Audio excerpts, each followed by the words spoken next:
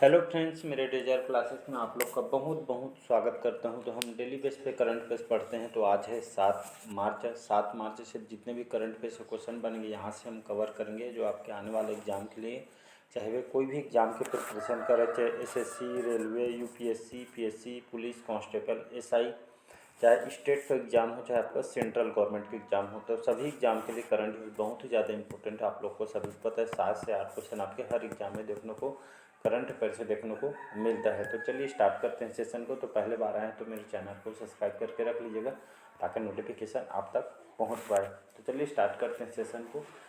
तो पहला क्वेश्चन है, हाल ही में हिकानी जखालू, तो हाल ही में जो हिकानी जखालू किस राज्य में पहली बार यहाँ के महिला विधायक बनकर इतिहास इन्होंने रच दिया है?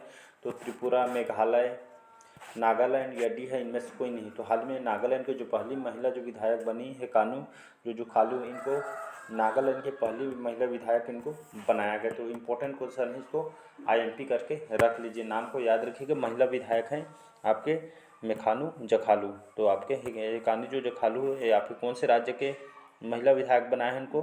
तो नागालैंड राज्य के इनको बनाया गया। तो याद रखिए, नागालैंड के जो पहली महिला जो विधायक हैं, विधानसभा चुनाव में आज एक इतिहास इन्होंने रचा गया है। तो राज्य में पहली बार जो आपका जो हिकानी जखालू, इन्होंने महिला उम्मीदवार हैं, जो इन्होंने विधानसभा में चुनाव इन्होंने जीती है। तो कहाँ के राज्य में? तो नागालैंड राज्य में। तो इसको नाम याद रखिए। क्वेश्चन डेफिनेटली आपके आने वाले एग्जाम के लिए डेफिनेटली क्वेश्चन पूछा जाएगा। आईएमपी करके इसको मोस्ट एमपी करके रख लीजिए। नागालैंड की बात करूँ तो नागालैंड की जो राजधानी है कोहिमा, यहाँ की राजधानी है नेफ्यू रियो, यहाँ के मुख्यमंत्री हैं। और यहाँ के जो नए राज्यपाल हैं, पहले जगदीश मुखी थी, अब यहाँ के राज्यपाल को चेंज कर ला गणेशन, जो कि यहाँ के नए राज्यपाल बन गए। तो इसको याद रखिएगा, बहुत इंपॉर्टेंट क्वेश्चन है। तो इसका C option Nagaland correct answer हो जाएगा। अगला क्वेश्चन देखते हैं, हाल ही में किस राज्य में एडोनो वायरस नामक एक नया वायरस यहाँ पे पाया गया है? तो आपके केरल में, पश्चिम बंगाल, महाराष्ट्र, डी है इन्वेस्ट कोई नहीं। तो इसका सही ऑप्शन हो जाएगा बी ऑप्शन, पश्चिम बंगाल। तो हाल में पश्चिम बंगाल में पुष्टि की गई है, पता चला है जानकारी के हिसाब से। यहाँ पे एडोना वायरस एक वायरस है। तो एडोना वायरस जो कि एक सामान्य लक्षण की तरह बुखार, सर्दी, जुकाम वगैरह, ये आपके सामान्य लक्षण की तरफ पे आता है। इसका जो नया वायरस यहाँ पे पश्चिम बंगाल में देखने को मिला है। तो पश्चिम बंगाल में लगभग 6 बच्चों की मौत अभी तक इस एडोना वायरस के कारण मौत हो चुकी है। तो यहाँ पे सामान्य रूप से आपका सर्दी, खांसी, फीवर जैसे टाइप का आता है। फिर ये आपका गंभीर रूप ले लेके लगभग 6 बच्चों की यहाँ पे मौत हो चुकी है पश्चिम बंगाल में।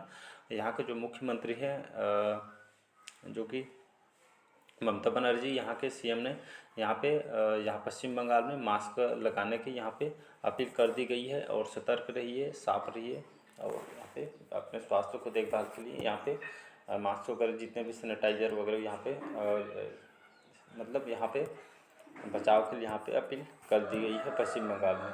तो इसको याद रखिएगा, पश्चिम बंगाल में एडोना वायरस नामक एक नया वायरस देखने को मिला है। तो क्वेश्चन भी पूछा जा सकता है। तो इसका बी ऑप्शन करेक्ट हो जाएगा। तो पश्चिम बंगाल की बात करूँ, राजधानी यहाँ की कोलकाता, ममता बनर्जी यहाँ के मुख्यमंत्री हैं, और जगदीश धनखड़ पहले यहाँ के राज्यपाल थे, लेकिन ये सब चेंज कर सीवी जो आनंद बोस है, सीवी आनंद बोस यहाँ के नए राज्यपाल हैं। तो इसको याद रखिए।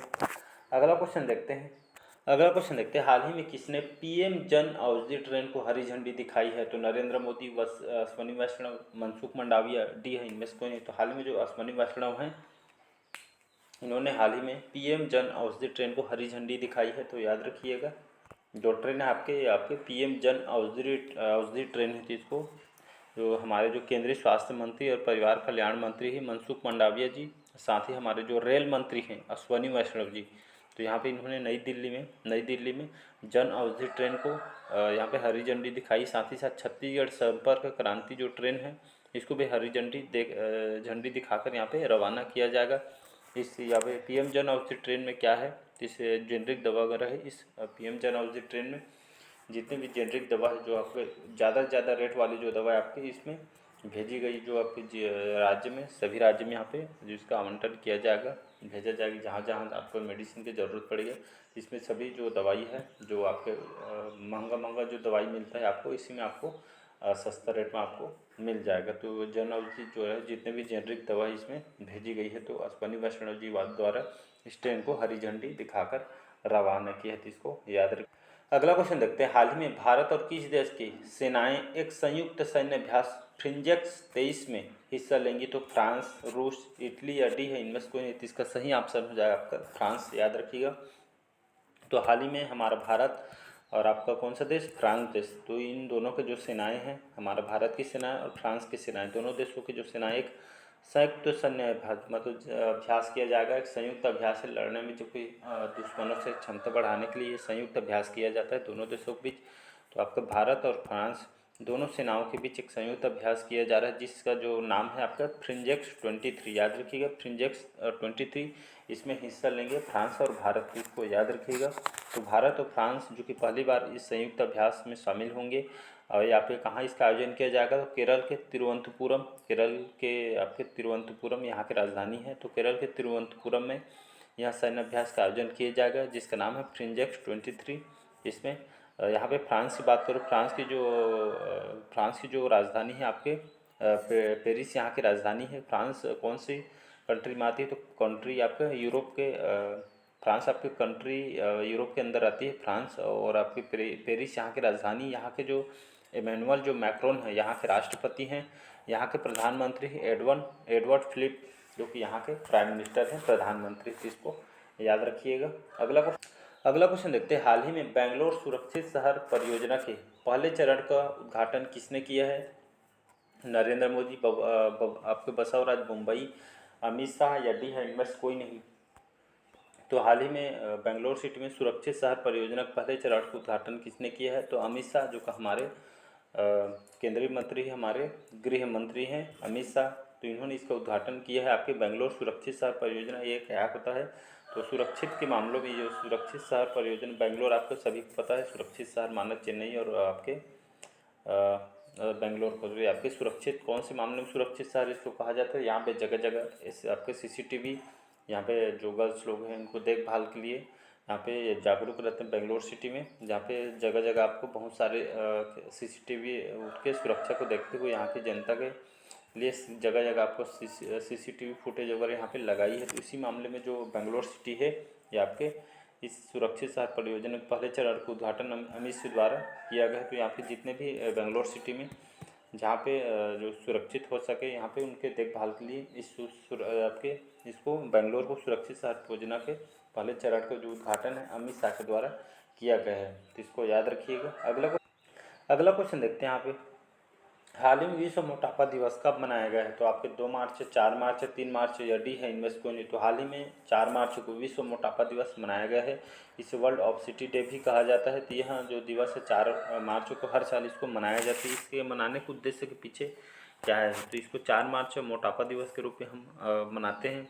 इस दिवस का जो खास मकसद यही है कि जीवन शैली को प्रोत्साहित करना है और साथ ही साथ जिससे जो वज़न बढ़ाने की जो समस्या को जो आपसे जितना भी आपका वज़न होगा उतने आपको बीमारी होती जाएगी। तो इसी समस्या को बीमारियों से यहाँ से बचाया जाए, लोगों को जागरूक किया जाए, इसी को विश्व मोटापा दिवस 4 मार्च को हम मनाते हैं। तो बढ़िया रहिए, हेल्थ रहिए। ज़्यादा मोटापा, जितना आप मोटापा उतने आपको बीमारी होती जाएगी। तो इसी को बचाने के लिए, इस समस्या को निदान पाने के लिए इसको प्रोत्साहित करना है, साथ ही साथ लोगों को जागरूक करना है। अगला क्वेश्चन है, हाल ही में एमओटी ने कहाँ सस्टेनेबल टूरिज्म डेस्टिनेशन विकास पर तीसरी क्षेत्रीय कार्यशाला आयोजित की है? तो मुंबई, दिल्ली, हैदराबाद, डी है इनमें से कोई नहीं। तो हाल में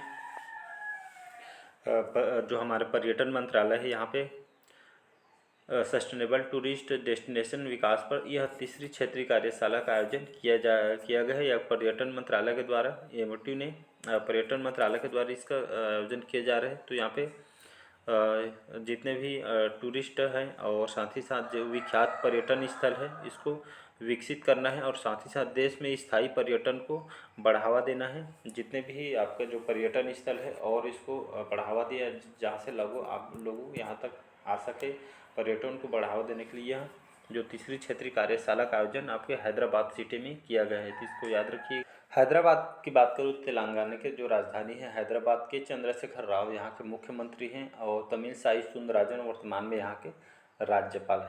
अगला क्वेश्चन देखते हैं, हाल ही में किस राज्य के जेसविल एंड्री ने AFI राष्ट्रीय कूद प्रतियोगिता में राष्ट्रीय रिकॉर्ड इन्होंने तोड़ा है? तो केरल, तमिलनाडु, कर्नाटक या आंध्र प्रदेश, इसका सही ऑप्शन हो जाएगा तमिलनाडु। तमिलनाडु राज्य के जो रहने वाले हैं जेस्विन एल्ड्रिन, नाम को याद रखिए, IMP करके इसको भी रख लीजिए, मोस्ट इंपॉर्टेंट है।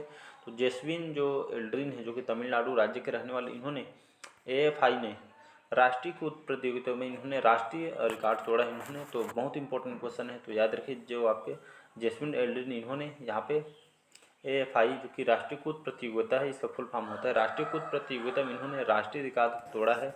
मात्र इनकी जो एज है 21 वर्ष की इनकी एज है, और यहाँ पे इन्होंने 8.42 मीटर इन्होंने जो कि रिकॉर्ड को इन्होंने राष्ट्रीय पदक इन्होंने जीता है। राष्ट्रीय कूद प्रतियोगिता में इन्होंने राष्ट्रीय रिकॉर्ड तोड़ दी है। तमिलनाडु के रहने वाले 8.42 मीटर की इन्होंने कूद लगाई है।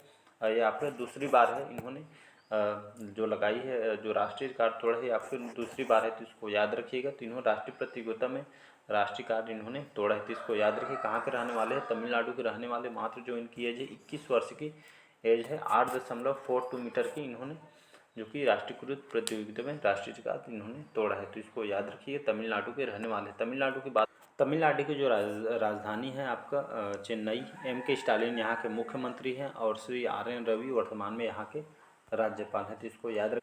अगला क्वेश्चन देखते हैं। हाल ही में परमाणु खनिज अन्वेषण और अनुसंधान निदेशालय ने किस राज्य में लिथियम के भंडार की खोज की है? तो बिहार, झारखंड, मध्य प्रदेश। इसका सही ऑप्शन हो जाएगा मध्य प्रदेश।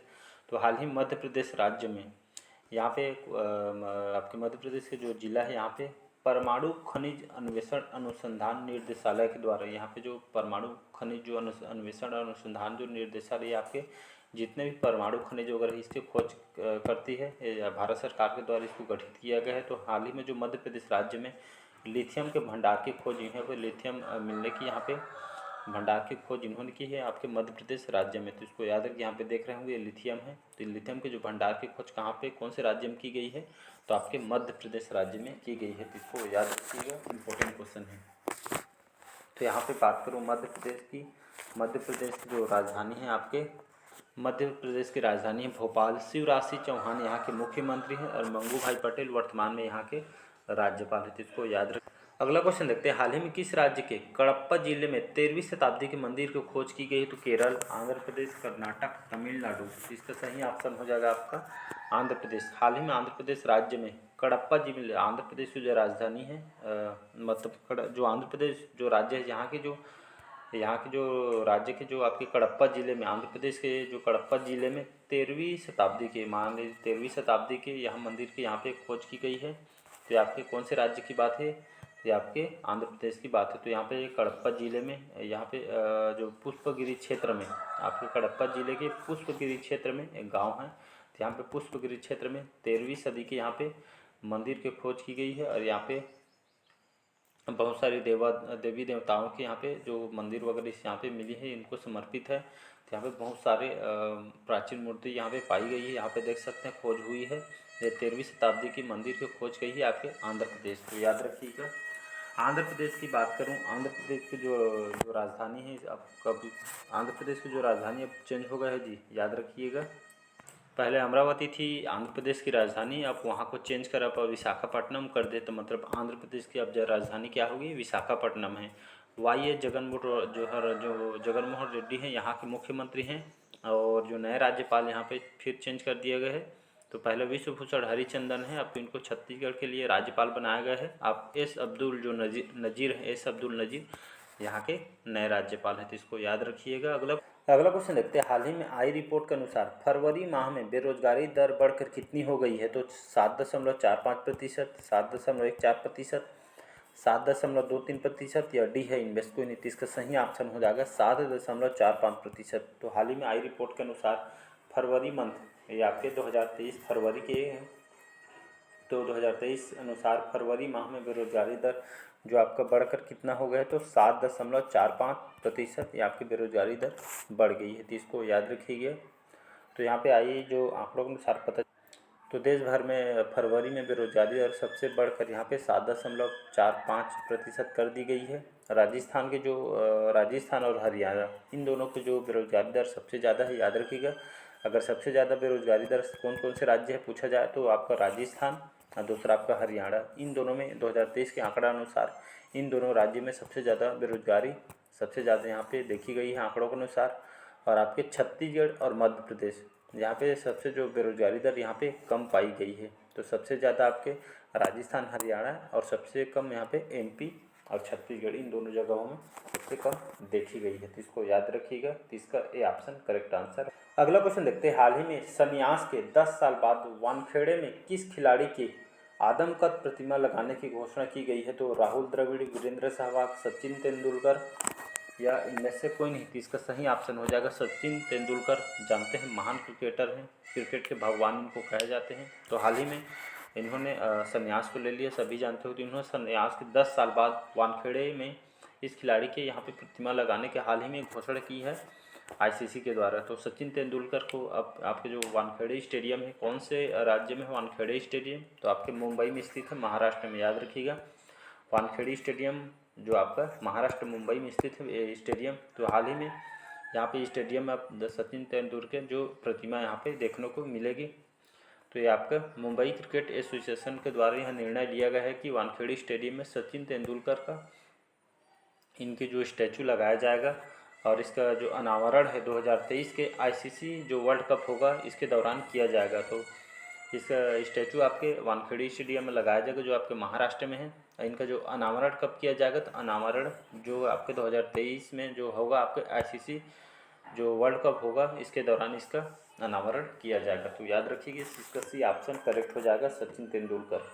अगला क्वेश्चन देखते हैं। हाल ही में ए एम अहमदी का निधन हुआ है। ये कौन थे? तो लेखक, गायक, न्यायाधीश या पत्रकार?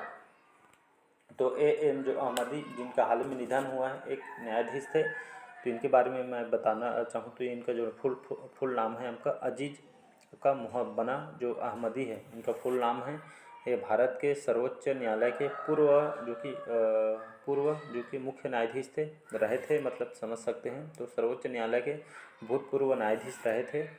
इनके हाल ही में इनका जो कि डेथ हो गया है, तो इसको याद रखिएगा। तो ए एम अहमदी जिनका हाल में निधन हो गया, एक कौन थे? तो एक न्यायाधीश थे, इनको याद रखिएगा। अगला क्वेश्चन देखते हैं। हाल ही में किस राज्य में 1300 साल पुराना बौद्ध स्तूप मिला है? तो उड़ीसा, केरल, कर्नाटक, तेलंगाना। तो हाल ही में उड़ीसा में लगभग 1300 साल पुराना बौद्ध स्तूप यहाँ पे खोज की गई है उड़ीसा राज्य में। तो ये जो खोज है आपके, यह खोज किसके द्वारा की है? तो आपके भारतीय पुरातत्व सर्वेक्षण विभाग के द्वारा इसको खोज की गई है।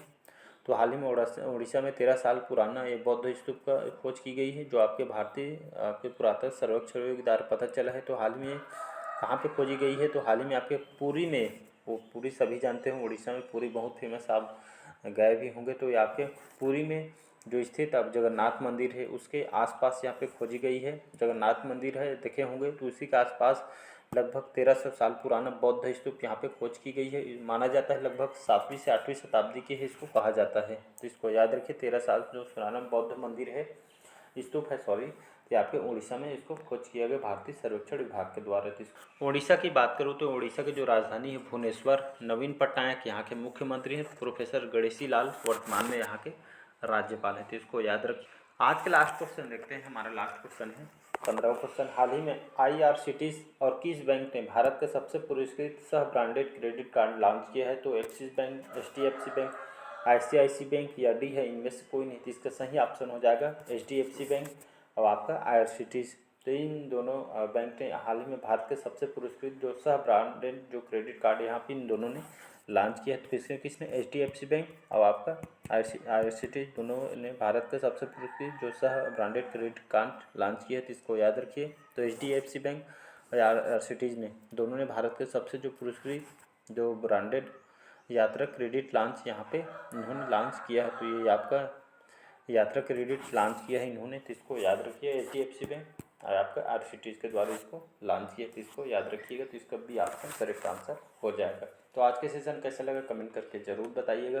पहले बार आए हैं तो चैनल को सब्सक्राइब करके रख लीजिएगा ताकि नोटिफिकेशन आप तक पहुंच पाए। तो चलिए मिलते हैं अगले करंट अफेयर्स में। आज के लिए बस इतना ही। Thank you.